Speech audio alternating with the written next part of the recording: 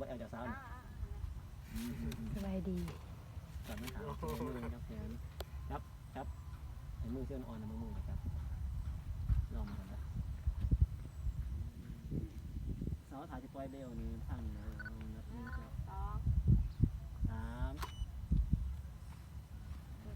เบื้องหลังการถ่ายทำเพื่อสิได้ภาพงามเนาะสวย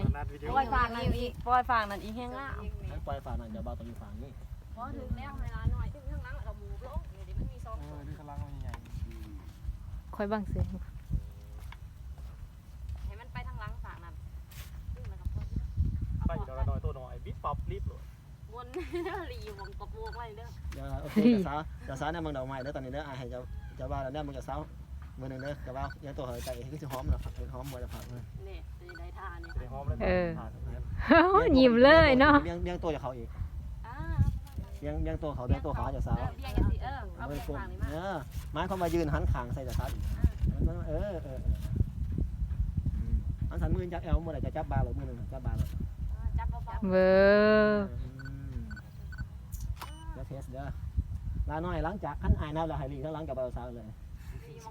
สาวเลยยักออกเลยเพราะว่าอายไทยกวางไปแล้วอายไทยเห็นมันขาวเลยซีรีส์แทนยังไม่ได้นะเดี๋ยวอายนับเองไว้ตัวนี้เองนับเลย1 2 3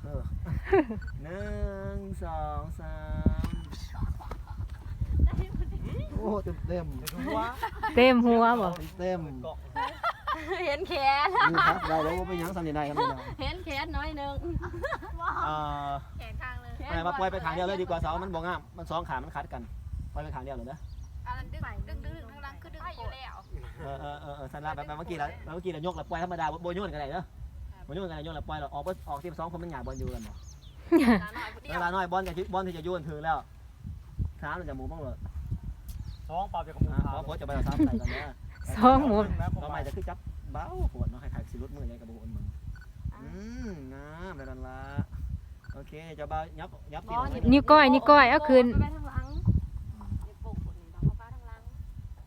เวลาเขาจะดอกไม้ที่กระโปรงเอาข้างไหนนึงเนี่ยบ้างเอามาหาก่อนวันสุราตีไทยหยาบกว่าสิได้ต้องได้แป้งเบิร์ดสุดกระโปรงกับผมยังไงเพื่อสีพึ่งเนาะโอเคได้ขนาดกับเป็นยังก็จะซ้าเบียร์เอาใหม่น้อยนึงเบียร์เอาใหม่เอาทั้งขาหน่อยนึงให้ดามเอาทั้งขามันจะโบกดกระโปรงสวยสันละผาเบี้ยพร้อมบ่ยิ้มเด้อจะเบาถึงตัวเขาอีกจะเบาย้ำค่ะ1 2 3จนทายแล้วจังวันนี้พาเบลทักรักกันนะบึ้ง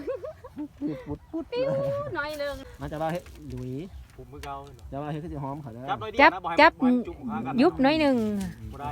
ยุบน้อยหนึ่งแต่ละคนโฟกัสที่การย้อนเดือดแต่ว่าโบเบิ้งจะสบายกับสาวโพสเลยจับปลายก็จะได้เกิดฟางจะไปนั่นแหละมือจะจับบาร์เลยมือวันนั้นจับบาร์โอเคกลมตัวของจะสาวเกี่ยวแลนเปโดเกี่ยวมาน้ำมันเกี่ยวสาวเดี๋ยวมาฝ่าเด้อไทยมาได้กันเด้อโอเคเอาเกี่ยวพร้อมเนี่ยมันน้ำมาฝ่าย้อนเด้อ1 2มาฝ่าย้อนไทยเอาแต่เดี๋ยวกันไทยเป็นเรื่องต่างกันเอามันนี่เกี่ยวย้อนเด้อนี่ลมมาพอดีครับจะมาเขาไก่อีกนิดนึงโอเคงาม1 2 3เต็ม1 2 3เดี๋ยวซ้าจับดอกไม้เดี๋ยวซ้ายเนี่ยมึงดอกไม้เด้อเดี๋ยวซ้ายเนี่ยมึงดอกไม้เด้อโอเค1 2 3จะมาเนี่ยมึงโอเค1 2 3ขอใหม่อีกนิดนึง1 2 3เดี๋ยวอีกวันหนึ่งเด้อ1 2 3ถึงห้องบุตรเอาใส่แสงไฟอะไรนะเขาเอาใส่แต่แสงธรรมชาติไว้อีกนิดนึงอีกนิดนึงโอเคจะเบาขอใครก็มาจะเบาสามารถมาสายตามาเทแค่จะเสาทางเสาอย่างหน่อไม้ขึ้นเลยนะใส่ความรู้สึกลงไปเบอร์1 2 3จะเศร้าเนี่ยดอกไม้วะโอเคนั่งลงไม้ไปนั่งลงไม้1 2 3นี่1เด้อมาขวาเด้อ1 2มาเถื่อนนี่ไว้ถ่ายวิดีโอจูไอ้แฟนถ่ายเบียดก็ดีกันตอนย่ำเอาเลยไปถ่ายตัว ต้องใส่บ่เบี้ย สิได้เอาเดียวตี ว่าอาจจะบุญมาเจอหอนย่ำเจอเอากันเกย์ โอเคเอาเนี่ยขอไปเจ้าบ่าวถึงตัวเขามาจากสาว มีแต่ว่าช่วงสิฟ้ากันถ่ายนี่ครับ ย่องก่อนว่าสิ ตามองตา จะเต็มหู ดังยังกงอยู่ได้เนอะเสือแบทเปิดกระดุมก็ได้มันครับฮะ มันกลับทอง โอเค โอเคถึงตัวเขามาจากสาว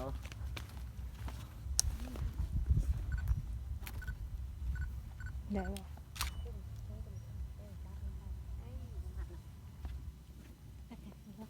แซงงามได้นี่ โอเคนะ1 2 3โอเคจะซ้ายแนวกล่องอีกก่อน1 2 3ยิ้มอะไรโอเค1 2 3เขาจะว่าหันหน้าจะสาวนี่มาหันหน้ากล้องนึง1 2 3ยิ้มใส่กล่องนิดนึง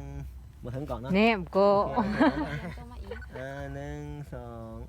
3เนี่ยกล่องอีกนะหันหน้ามา ค่อยว่าให้ละเอียด หันถึงหันประตูน้ำตี เหมือนสิหันตะโคหันโค ถึงตัวเขาจะใส่นิดนึงถึงตัวไปถึง อันก็ซื้อแล้วก็ถึงต้อง โอเค1 2 ทางนอกประกอบให้ 1 2 3เด้อขอลองเช็คไฟก่อนนะ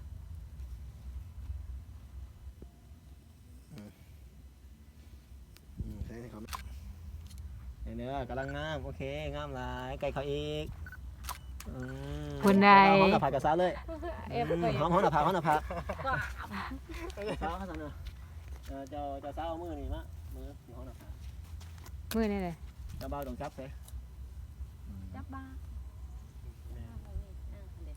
จะซาเอามือหนึ่งจับเอิ๊กจะเบา จับบ่ได้สิ มือหนึ่งจับแขนอย่าเบาน้ำจับแขนอย่าเบาน้ำกันแหละจับแขนอย่าเบาน้ำกันแหละแมนมือนี่นะโอเค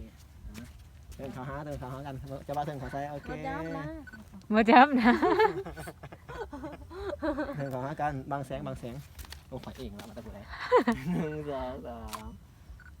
3สาวหันหนาวเห็นได้หนึ่ง ใกล้ๆ โอเครับตาลง อิหยังแล้วบ่ทันได้อยากจูบแล้วทางนะ อย่ามาขอกับผักเลย จะมาหอมเลยจะมา บ่ดีซกอะไรเอาดังใส่บ่ เอาดังใส่แบบหอมแป๊ะๆใส่เอาดังแบบดัง เอาดังแปะใส่หั่นจะบ่เอาซบจะบ่เอาซบ แม่งจูบ มันเน่ซบไปซบหมูอยู่บ่ เอาไฟมาเบิ่งนี่ครับเลยแสงเพิ่นแต่ไฟ2เบิ่งนี่เด้อ เอาใหม่อีกเด้อเพิ่นว่า 1 2 3โอเคงามมุมนี้งามครับเดี๋ยวขอปรับแสงนิดนึงมุมงามแหละ แนมใส่อันนั้นเจ้าสาวติจะสิไปเดือตาขึ้นให้ผู้ดีตาเสือง โอเคนะขอใหม่ เอาค้างไว้เด้อค้างไว้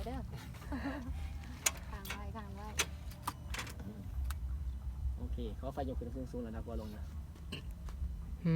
อีม โอเคมุดลงใส่คนรถโอเคครับ เอาบ่สิเอาบ่นี่ มาหนึ่งครับพี่บ่ จะซ้ายนำก่อน1 2 3เขินในนึงเขิน ยิ้มพอ จะซ้ายเอามือ2เบิ่งจะมาจับบ่แม่นได้ลีนแล้วบ่เจ้าเมื่อกี้ แล้วเมื่อกี้นะ1 2 3 ยิ้มพร้อมจะบ่าว เอาดังแต่ละผักเลย สั่นแล ใส่ละ ยิ้ม เพื่อนห แห้ อง จะสาวดีใจ รับตาลงกับซ้ายรับตาลงโอ